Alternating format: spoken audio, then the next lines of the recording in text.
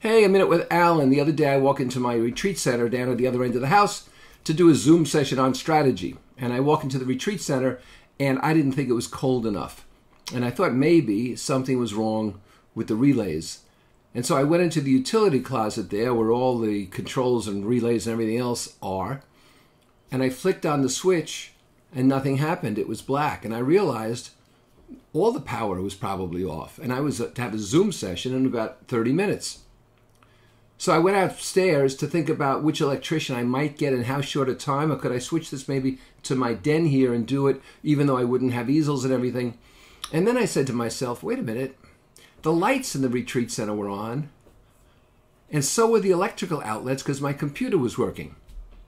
So if I didn't have light in the utility closet, guess what? It was probably the light bulb, and I switched it, and it was. Now this is an example of lousy critical thinking skills until at least much later. But the point is that we have to use comparisons to tell us if something's really wrong or not. And it was unlikely that the lights would work in one room and not the next room. And so having flicked all the relays in the dark and nothing happening, I should have realized. And I switched the light bulb and things were fine. And the reason it wasn't cooler in the retreat center was I had the thermostat on 72.